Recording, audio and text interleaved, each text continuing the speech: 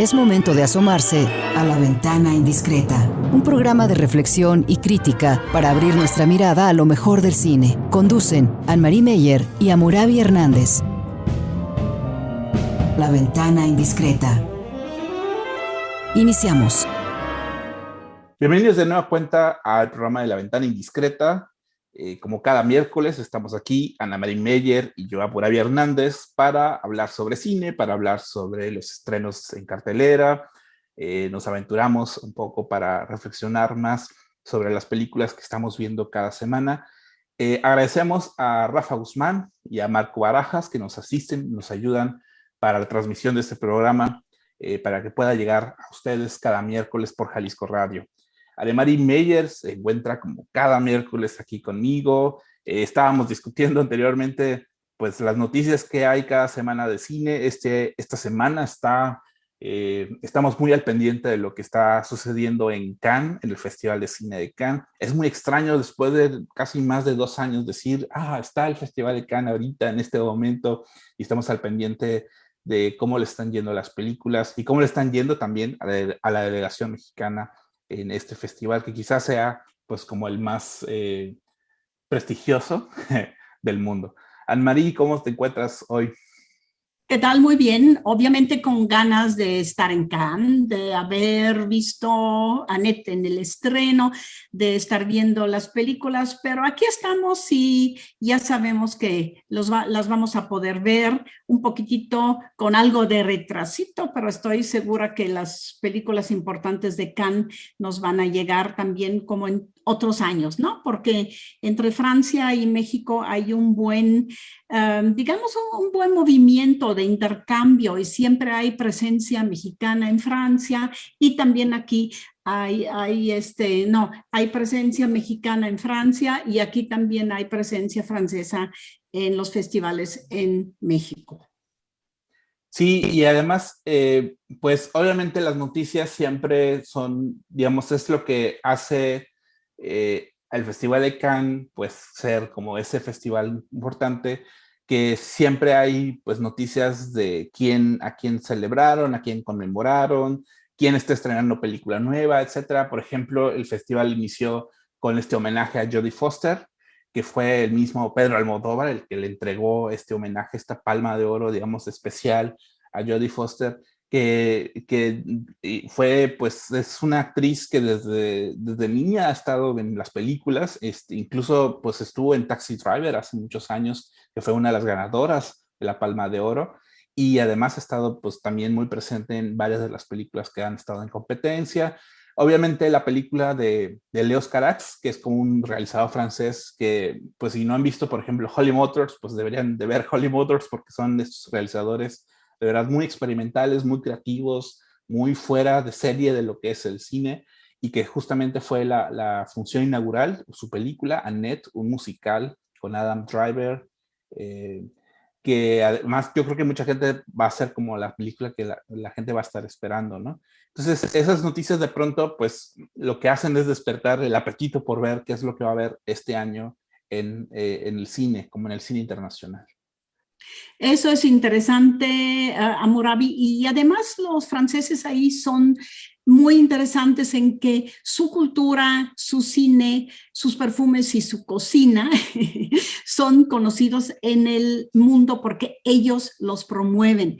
Ellos promueven su cine en el resto del mundo y por eso también el Festival de Cannes es tan interesante porque al mismo tiempo que el gran glamour fue bonito ver fotos con la vestimenta de las mujeres, un Spike Lee vestido de rosa. Finalmente él es el presidente, creo, del jurado en ese año, todo color, un traje de color de rosa, echando bronca a los Estados Unidos como suele hacer. Y ellos saben bien que la cultura también, pues no solo es cultura, sino también se vende en el extranjero y en Cannes creo que también le hacen al cine del mundo y al cine de autor una ventana sumamente importante, ¿no? Fíjate que viendo las primeras fotografías con Jodie Foster y Almodóvar y también Spike Lee, me di cuenta qué importante es el rostro y los cuerpos y la presencia de las actrices, no solo en el cine francés, sino en el cine mundial, cómo ellas finalmente transportan al resto del mundo, pues no sé, una presencia física de mujeres profesionales, inteligentes y también profesionalmente expertas en lo de la actuación y que muchas veces, por eso, pues en un festival, la que le da el rostro al festival, como en ese momento Jodie Foster, es más bien una actriz y no un director. Nos sorprendemos a veces un poco cuando dice la nueva película de Jodie Foster, la nueva película de Brigitte Bardot era, o de Catherine Deneuve. Pues sí, detrás hay un director que las dirige, hubo un ensayos, hubo un guionista, etcétera, pero finalmente donde va a concretarse la presencia de esa película es en las actrices, también en los actores, pero yo pienso que todavía más en las actrices. No sé cómo lo veas tú. No, y además Cannes es un festival y es un espacio que, digamos, todavía tiene este sentido mucho más clásico del cine como la gran pantalla, en donde uno va como a admirar como justamente los rostros de quienes están en las pantallas, ¿no? Entonces, casi todas sus carteles y sus imágenes promocionales siempre están muy en resonancia con las actrices que estuvieron, que formaron parte del festival o que fueron parte de los jurados o que protagonizaron las películas que estuvieron en la competencia. Hay que recordar, por ejemplo, que Cannes tiene un veto, por ejemplo, a todas las películas que se van a estrenar directamente en streaming, como Netflix, por ejemplo, ¿no? O sea, están obligadas a estrenarse en cines, al menos en Francia, y obviamente, pues, rescata, es como, pues, el esfuerzo de cierto mundo del cine, pues, de rescatar y de mantener como con mayor vida, pues, esta idea del cine como en las pantallas de cine, ¿no? Y me acordé que este año, pues, como justamente Spike Lee, que es el presidente del jurado, pues es también la imagen de toda la imagen promocional del festival, o sea, los carteles es su rostro en esta película de Do the Right Thing, ¿no? Y obviamente también, pues el gran, digamos, hay gente que quizás no ve las películas, pero al menos vio las alfombras rojas, y obviamente también todo el tema de la moda y de las actrices, pues está muy presente en el festival. Justamente esta idea de por qué las actrices son muy importantes en las películas es porque las dos películas que vamos a estar comentando el día de hoy tienen mucha relación con sus actrices principales, ¿no? Por una parte vamos a estar hablando de la película La Verdad, La Vérité, una película de un director japonés que se llama Hirokazu Koreda, que ya había ganado la Palma de Oro en Cannes, y que justamente a partir de ahí lo invitaron a filmar en Francia. Entonces es interesante en la película como un director japonés que es conocido por hacer películas como muy japonesas, como muy de la cultura japonesa, de pronto se mete en esta cultura más francesa, que es justamente otro contexto, pero con el mismo tipo de historias que él hace. Y la otra película que vamos a comentar hoy es Let Them All Talk, una película de Steven Soderbergh, pero protagonizada por Meryl Streep, que es otra gran diva del cine mundial, ¿no? Entonces, Y justamente por tener estas dos figuras muy importantes, es que las actrices va a ser un tema importante para el programa de hoy. además, Steven Soderbergh ganó en Cannes con Mentiras y Video, Sexo, Mentiras y Video. Creo que fue su segundo largometraje y entonces todo ese homenaje que le hacemos también al festival, al cine francés y a las actrices en el cine, yo creo que a eso le podemos dedicar La Ventana Indiscreta. Y pues abrimos desde México La Ventana Indiscreta a lo que está pasando en Cannes, en Francia, pero también en el resto de las pantallas de todo el mundo con sus actrices. ¿Cómo ves? Ahorita que mencionas La Ventana Indiscreta, pues Hitchcock, el director de La Ventana Indiscreta, también era muy conocido por seleccionar actrices que fueran muy estrellas de Hollywood, ¿no? O sea, a él le interesaba que realmente sus actrices fueran estrellas, y muchos de sus planos como más importantes, pues tiene que ver con rostros de estas mujeres, rostros muy bellos, muy rubios, quizás, pero pues obviamente mucha gente recuerda las películas de Hitchcock justamente por esta presencia femenina que había en sus películas. Eso, incluso La Vérité, lo veremos al ratito, la platicaremos un poquitito más. El último plano es dedicado a Hitchcock porque es una toma de Catherine Deneuve desde atrás como personaje de la película La Verdad, y digamos como está peinada, es justo la manera de cómo Hitchcock peinaba a sus actrices rubias y las tomaba, les hacía ese plano de atrás. Entonces es un plano hitchcockiano.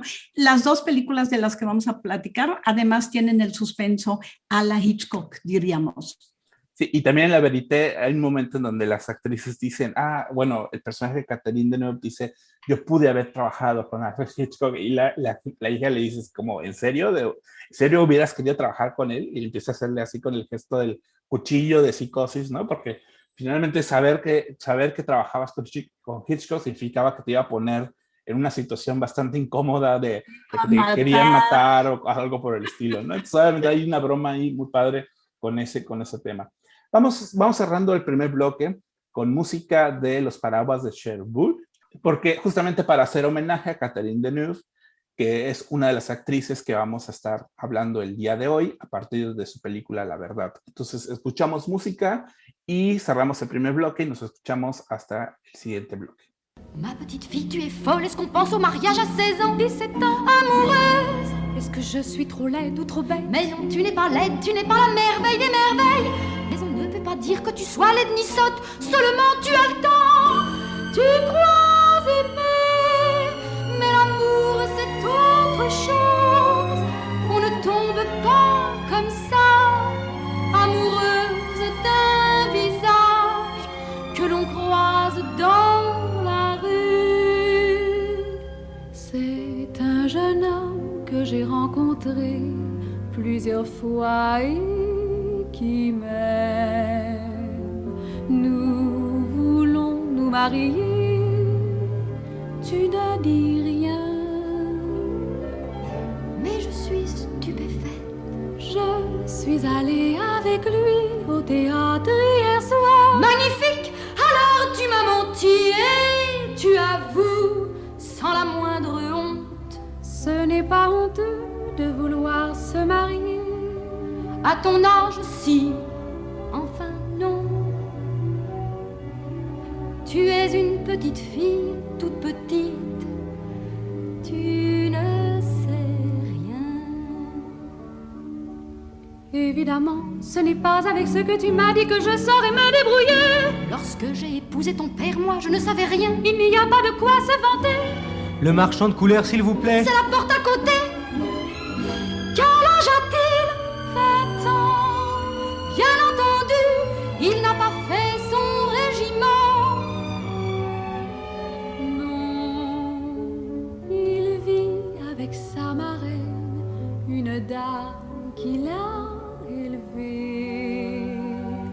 Il n'a que moi et tu verras, il est très beau. Seguimos hablando de cine en La Ventana Indiscreta. Es momento de asomarse a La Ventana Indiscreta.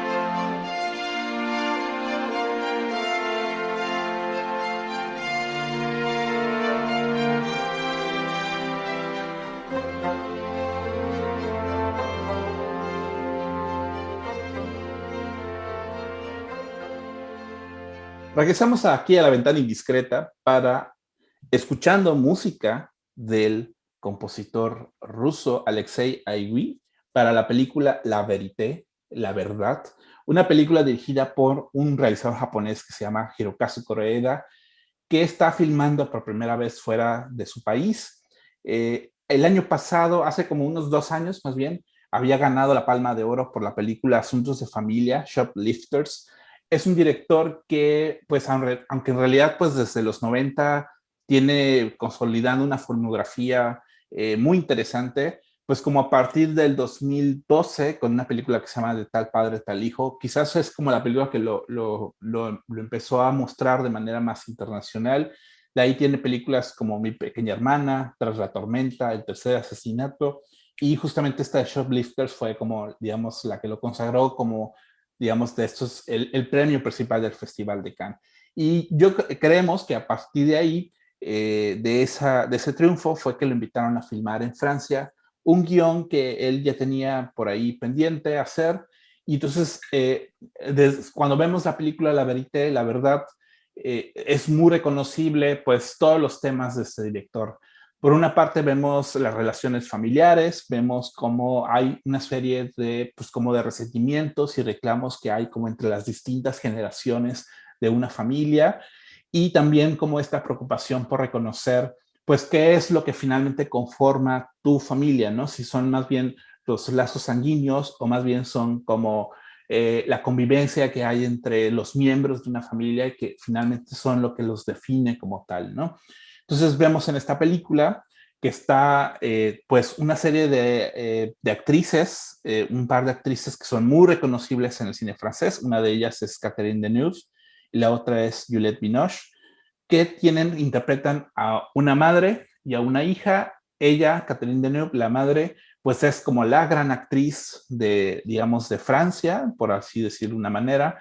Está en espera, acaba de publicar una biografía, sus memorias, y llega el personaje de Juliette Binoche de Estados Unidos. Ella está casada con un estadounidense que es Ethan Hawke, y empieza como a, pues, quiere saber más sobre ella y quiere saber más por qué, digamos, como celebrar ese lanzamiento de ese libro, y a partir de que se da cuenta que en esas memorias, pues, hay un montón de verdades a medias o de falsedades o cosas por el estilo, pues empieza otra vez como a reclamar un montón de cosas del pasado, de su historia familiar, y lo que estamos viendo, pues, es como el retrato de estas, digamos, también 3 generaciones. También está la hija de Juliette Binoche, que es una niña pequeña que también está aspirando a ser actriz, y vemos como en esa familia, pues, una serie de discusiones sobre, pues, como el trabajo del ser actriz y el trabajo, digamos, también de la familia, de las verdades y las mentiras que se forjan en una familia, y que finalmente eso es lo que termina, digamos, como reconociéndose entre ellas o distanciándose entre ellas, ¿o no? Anne-Marie, ¿tú cómo ves esta película, este director que de pronto llega a Francia a filmar algo, pues, tan característico de él, y de pronto lo vemos en otro contexto completamente distinto al que nos tenía acostumbrados? Siempre lo hemos verdaderamente analizado como el que pinta la típica familia y los conflictos en la sociedad japonesa de hoy. Y entonces Juliette Binoche lo busca. Se conocieron, ha de haber sido en algún festival, y Juliette Binoche le dice: oye, yo quisiera hacer una película contigo. Y él, que regresó entonces a Japón, escribe o platicó también en una entrevista que se quedó con las ganas de hacer algo en Francia. La invitación de Juliette Binoche le llegó bien y tenía un guión ya medio escrito, por lo menos casi armado, con una historia que dijo: esa la puedo yo adaptar muy bien a Francia. Y además que él tiene una gran, se nota en la película, interés, curiosidad, admiración por la sociedad francesa y las culturas y los rituales familiares en Francia, ¿no? También él va mucho en observación de los rituales dentro de una familia, esos rituales que reúnen pero también enfrentan a veces a los miembros de una familia.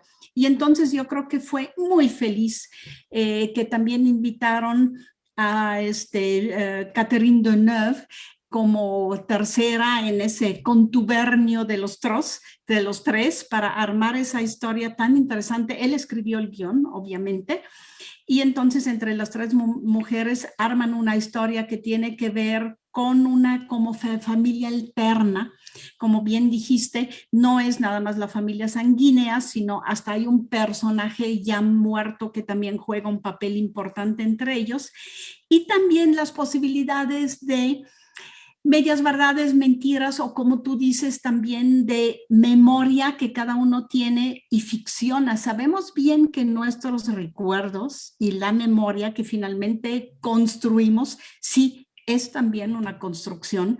Nos quedamos con momentos, nos quedamos con palabras, nos quedamos con medios recuerdos y construimos algo de lo que sería la memoria de nuestra vida y nuestro pasado. Y finalmente el título de la película, La Verdad, es el título de la autobiografía de esa actriz Fabienne, interpretada por Catherine Deneuve, ya a sus 70 y tantos años. Catherine tiene incluso unos años más, en la película tiene como 73, creo, por ahí se dice.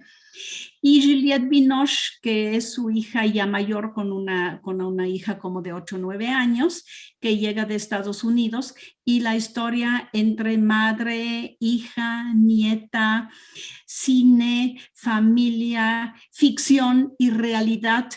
Es digamos, una construcción sumamente emocional, sumamente profunda, creo, de Hirokazu Koreeda, donde al mismo tiempo que meterse en esa relación tan difícil, dicen que la relación madre-hija es la más difícil que hay en la vida de las mujeres, porque está al mismo tiempo la necesidad de la madre, de la hija, de la maternidad y de la hija de la madre también, pero también está ese conflicto con el espejo, es decir, me veo en la madre se ve en la hija y a veces me gusta lo que veo y a veces rechazo lo que veo. Y creo que en la psicología y en el psicoanálisis es una de las relaciones más conflictivas que hay. Y en esa película creo que es el centro de todo. Hirokazu Koreeda más bien le conocía el lado paternidades, no sé, en las otras películas. Y aquí se mete más en lo maternal y todo eso cruzado con la cultura francesa y los rituales familiares en Francia. Sí, habrá que recordar que Koreeda, bueno, en muchas de sus películas siempre incluye a una actriz que ya es como su referente, que es Kirin Riki, que es una actriz que, digamos, interpreta casi siempre como a la abuela o a la matriarca de la familia, la que de alguna manera pone como orden y que los hijos, que ya casi siempre ya son adultos con propios hijos, también tienen esos reclamos y esos resentimientos hacia esa figura materna. Y entonces es raro ver, me da un poco la impresión que quizás ese guión estaba pensado para ella, pero de pronto verlo ahora en la presencia de Catherine Deneuve, que también es conocida por ser una actriz, digamos, como muy imponente en el cine francés y que tiene mucha trayectoria y que tiene realmente, pues, ha permanecido en el interés del cine francés. Obviamente, pues, verla en ella como esa forma, digamos, tan imponente de ser y digamos, también de ser actriz y de reclamar su papel como actriz y como diva del cine francés, obviamente, pues eso, pues, digamos, ese contexto te permite generar una historia en donde, digamos, hay personajes que le interesa más ser una buena actriz que ser una buena madre, ¿no? Y obviamente ese reclamo que hay por parte de la hija, que el personaje de Juliette Binoche hacia su madre, pues obviamente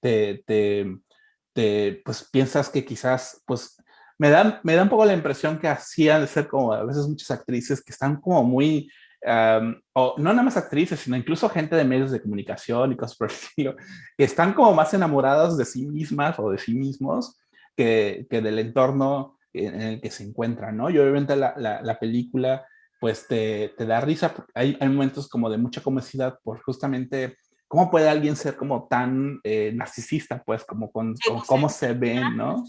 Sí, no, narcisista como construir su propia vida, es decir, hacer una autobiografía ficcionada que no puede ser realmente la verdad. Y lo interesante de Hirokazu Koreeda es también su estética, es decir, no solo es la narración, sino también la manera de cómo narra las cosas. Por ejemplo, ella vive en una mansión que parece palacio, vive en medio de un gran jardín, pero atrás pasa el metro que hace mucho ruido, vive con una tortuga que tiene muchos años, de la que ella cuenta y se llama Pierre como su primer esposo, el papá de su hija, y entonces ahí también ese papel como de maga, de bruja, ese papel de intervenir en la realidad y volver la realidad ficción, creo que es uno de los puntos importantes de toda la construcción que hace Koreeda en esa película, ¿no? La hace magistralmente en todos los sentidos, en dirección de actrices, en estética, en este vestuario y sobre todo en escoger también una película que se está filmando, la producción de esa película y las dificultades que Fabienne como actriz tiene para mostrar emociones. No puede mostrar emociones. Hay que dirigirla de una manera un poco tramposa para que caiga en una trampa y ahí muestre una emoción, porque es gran actriz, pero no puede mostrar emociones y es una mujer en el fondo fría. No puede mostrar emociones maternales, digamos, o de cariño, o para llorar, etcétera. De hecho, la película que están filmando está muy padre. Parece un poco como una película un poco como extraña y como superficial, pero refleja mucho lo que está pasando entre los personajes de Deneuve y Binoche. La película que están filmando supuestamente es una ciencia ficción en donde es una madre y una hija que están en el espacio. La madre se supone que se va a morir, entonces decide como viajar, como irse al espacio y regresar. Y obviamente como va al espacio y como está en el espacio, no envejece. Entonces, cuando regresa, visita a su hija, pero su hija ya creció 7 años más adelante, ¿no? Entonces, la historia que están contando es una hija que le reclama porque la mamá se fue y la abandonó. Y entonces vemos como la hija que va creciendo a lo largo de su vida, y ya la mujer mayor es la que interpreta el personaje de Fabienne, que interpreta a Catherine Deneuve. Entonces, obviamente, estos juegos como narrativos y de estructura de una película dentro de otra película, pues obviamente van teniendo repercusión en el espectador de cómo está percibiendo pues la relación entre madre e hija que hay en los personajes, ¿no? de la verité. Pero obviamente ese juego de ciencia ficción pues te permite pues también poner además en crisis al personaje Fabienne, porque hay una actriz que es todo lo que ella alguna vez fue, ¿no? Fue joven, fue bella, fue muy emotiva, fue alguien que la gente admiraba y que está iniciando, digamos, y eso obviamente detona un montón de situaciones y de conflictos internos que está pasando ella como actriz y como mujer también. Lo que me gusta mucho es que Koreeda también, digamos, respeta las lenguas de cada uno. Es decir, Fabienne habla francés, su nieta más o menos un francés con algo de acento inglés. El actor que llega de Estados Unidos obviamente habla inglés, entonces la mezcla de los dos idiomas y la mezcla de que de repente se malinterpretan también en el otro idioma.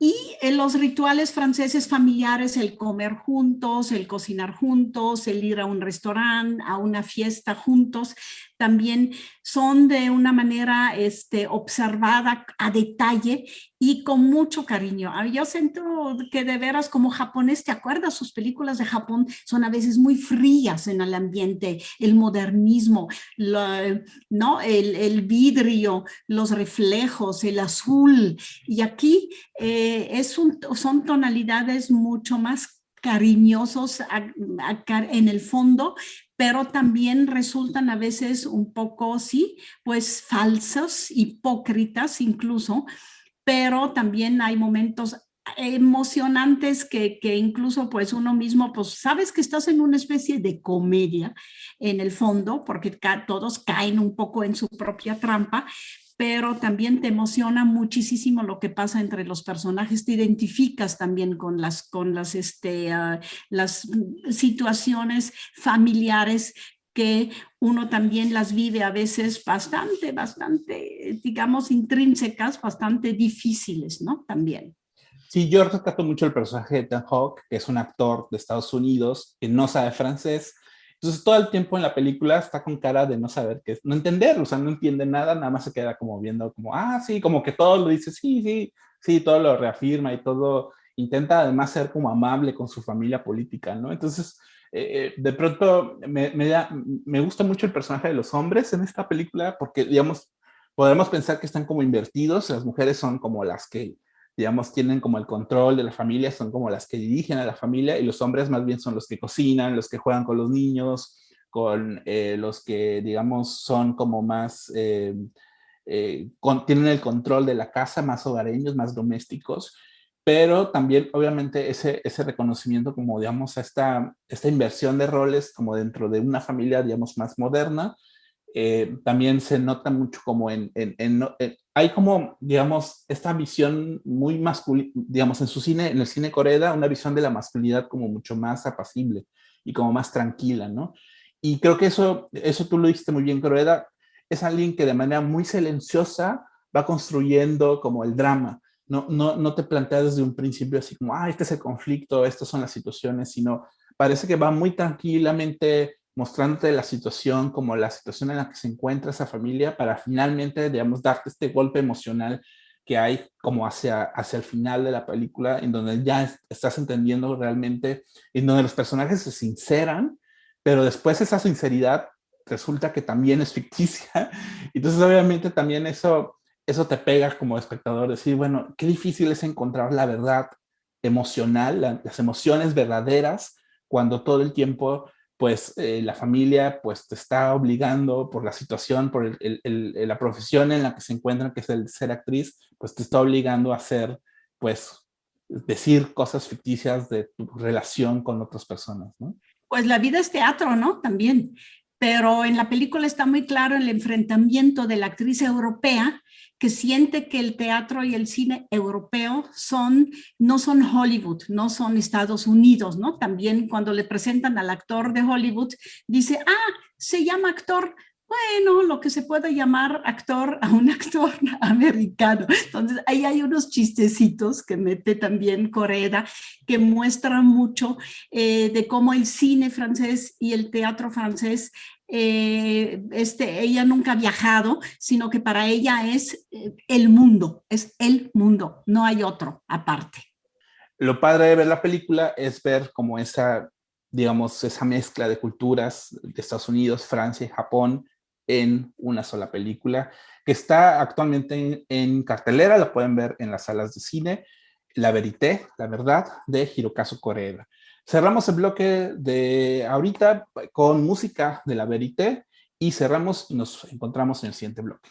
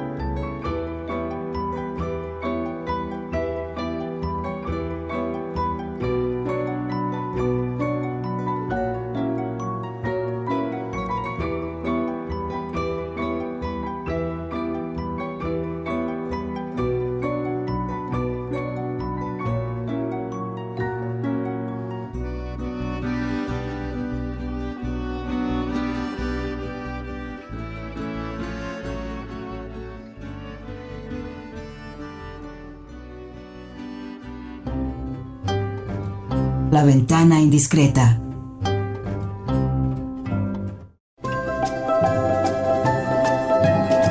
La ventana indiscreta.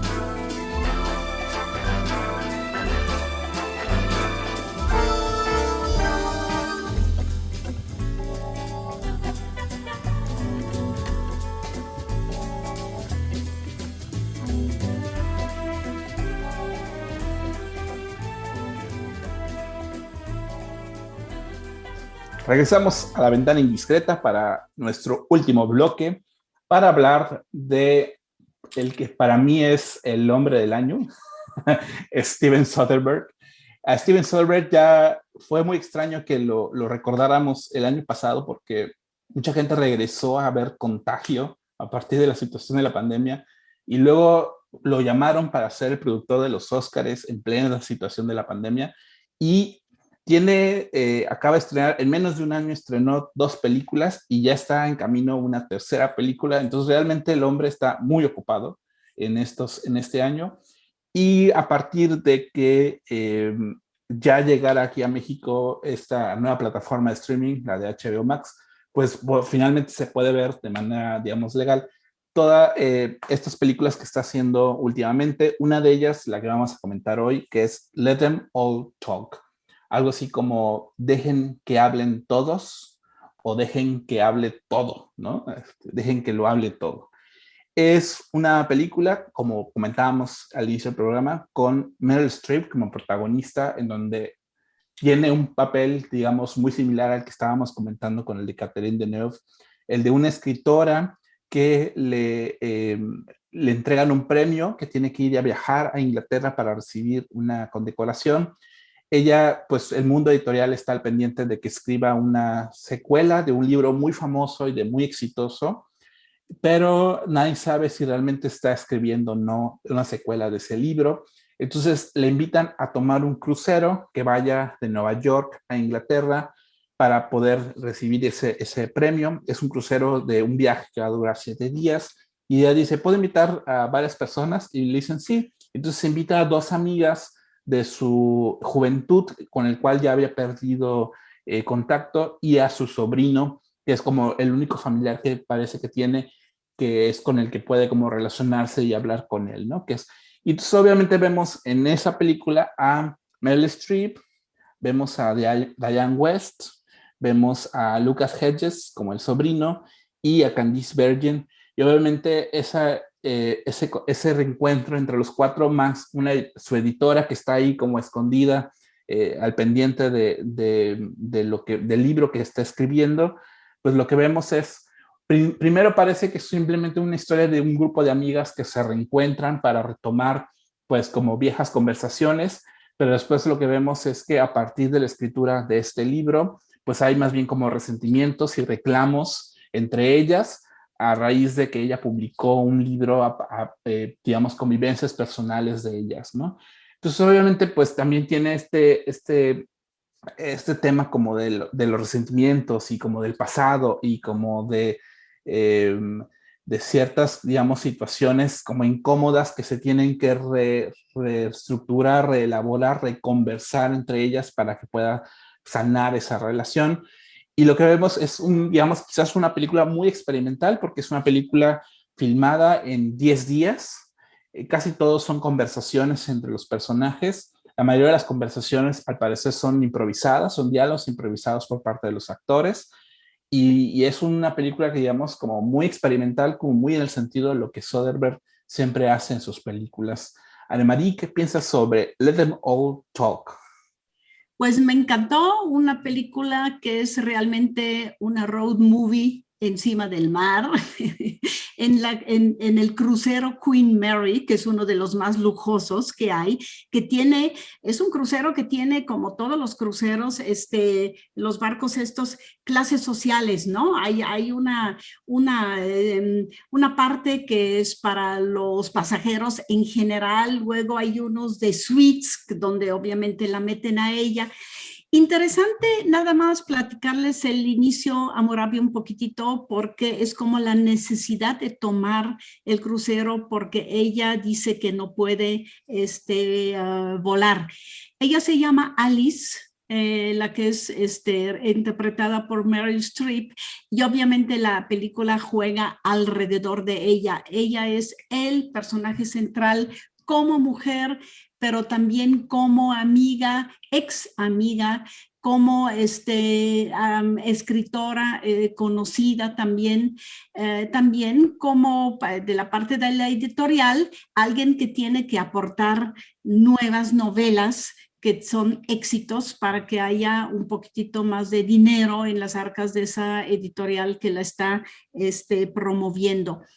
Alice es una figura, yo la siento muy, en el fondo luminosa, la toma Soderbergh siempre casi a contraluz, también con una cara inteligente, hablando cosas inteligentes, también caprichuda, también, y quisiera ir a reconocer, porque ha tenido el Pulitzer, ha tenido otros premios, pero ese premio inglés le interesa porque ella quisiera visitar una tumba de una escritora muy conocida del siglo antepasado, ¿no? Que vivió hasta 1906 o algo así, a la que ella admiró, y es como una especie de peregrinación a esa tumba, al mismo tiempo que invita a sus dos amigas y ex amigas y su sobrino a que la acompañen porque no quiere viajar sola.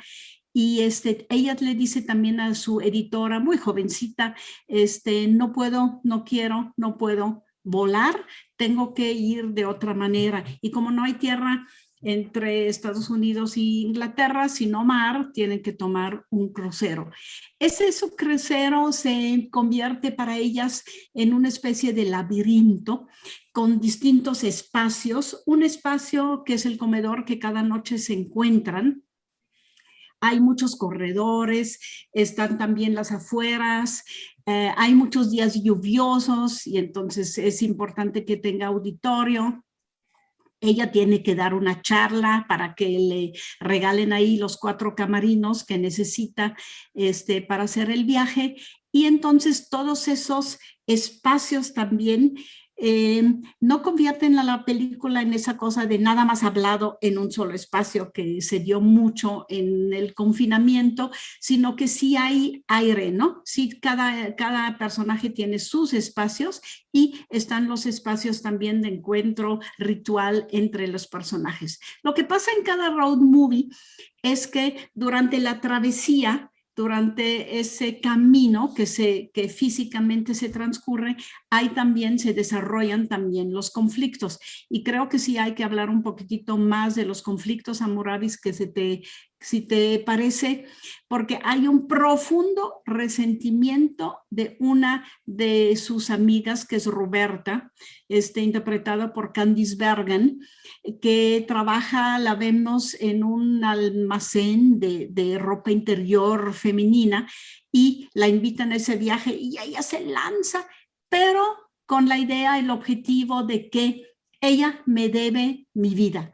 Porque la primera novela de gran éxito que sacó, que se publicó, escrita por Alice, revela podemos decir, muchas tribulaciones de la vida de Roberta, con los hombres, con su vida misma, hasta con el alcohol.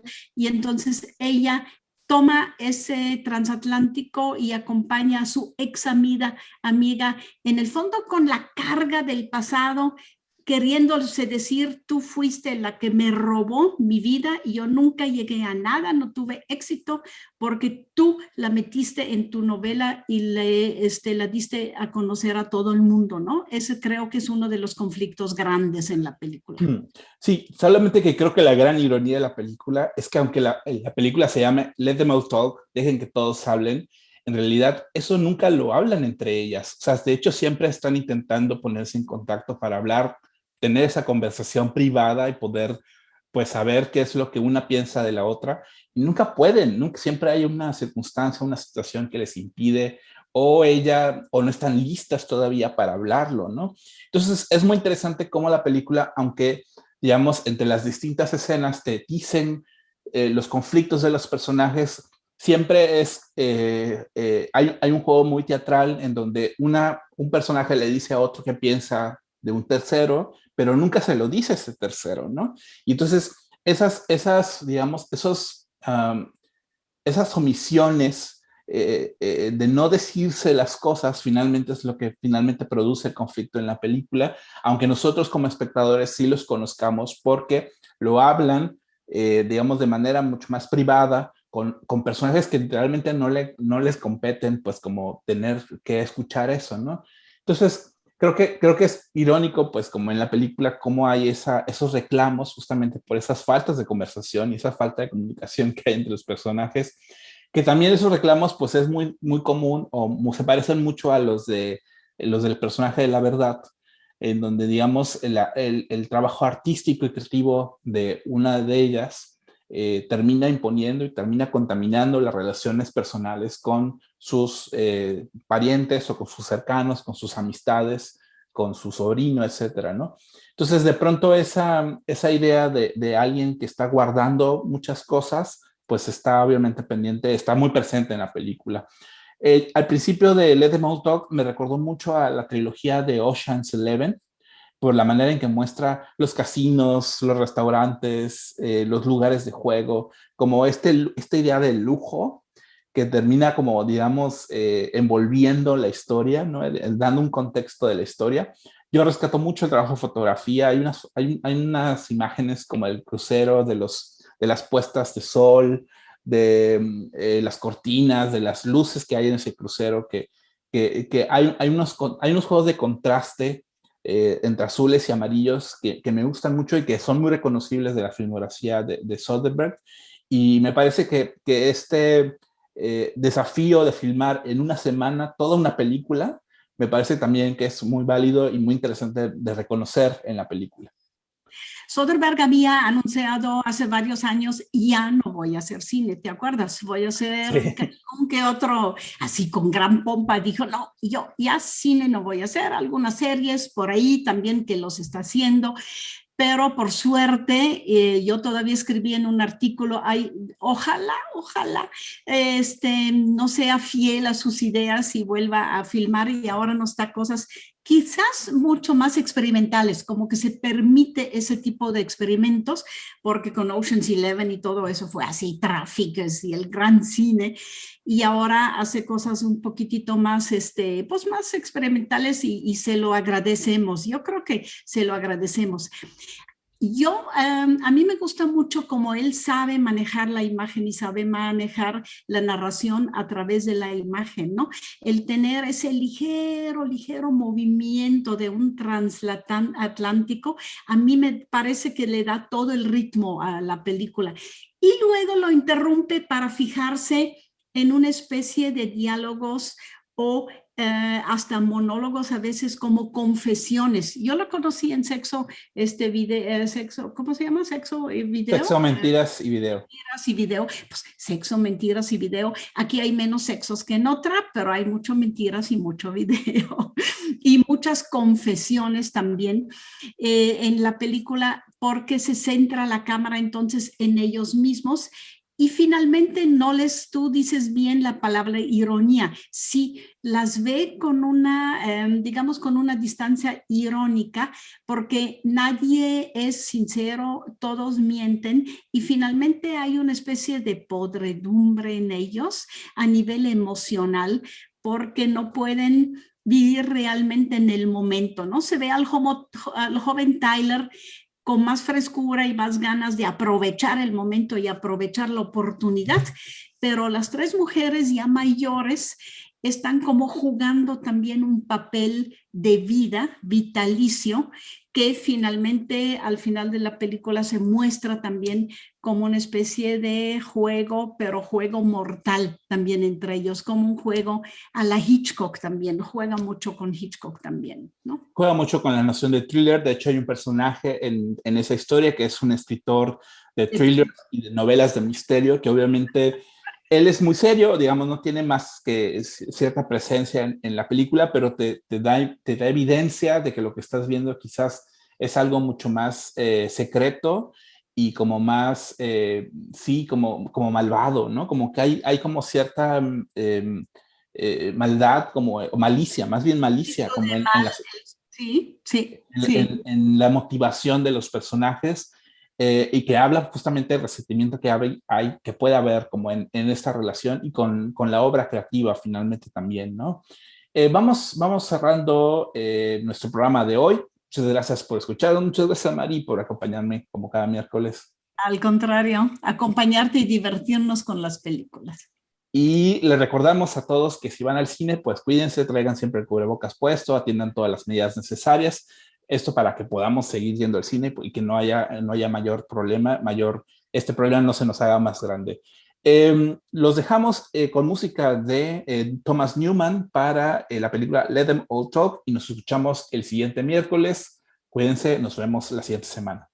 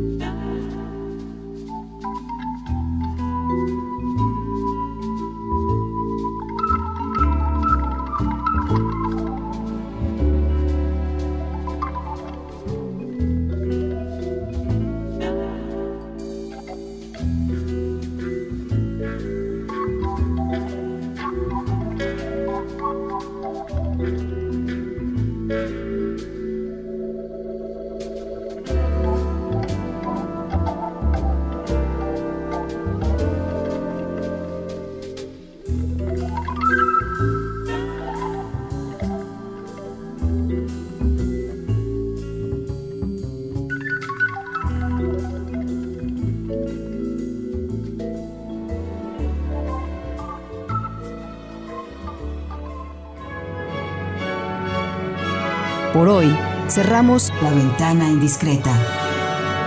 Nos escuchamos la próxima semana.